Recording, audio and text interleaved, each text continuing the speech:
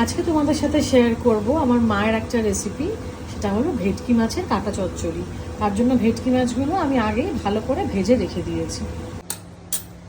যে তেলে কাঁটাটা ভেজেছিলাম সেই তেলের মধ্যে দিয়ে দেবো হচ্ছে পেঁয়াজ কুচনো। বেশ অনেকটা পরিমাণে পেঁয়াজ কুচনো দেবো, কারণ কাঁটাটা অনেকটাই রয়েছে। পেঁয়াজটা একটু লাল করে ভাজবো।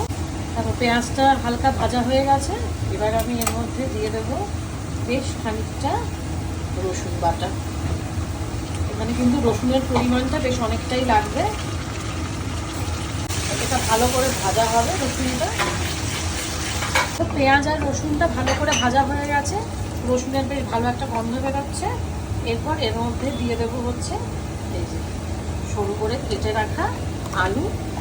আলু ভাজাচ্ছে একটু মোটা করে কাটা আছে, আর বেগুনটাও একইভাবে কাটা আছে, সেটাও দিয়ে দেবো। নাড়িয়ে নেব। এবার দিয়ে দেবো হচ্ছে এর মধ্যে হলুদ গুঁড়ো, দেবো হচ্ছে কাশ্মীরি মির্চ, কাঁচা লঙ্কা বাটা।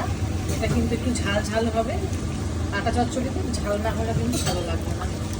ভালোভাবে এবার এটাকে কষাবো। পরিমাণ মতো নুন দিলাম।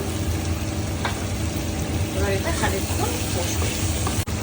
এটা ভালোভাবে কষে গেছে, এবার আমি এর মধ্যে এই ভেটকি মাছের কাঁটাগুলো দিয়ে দেবো।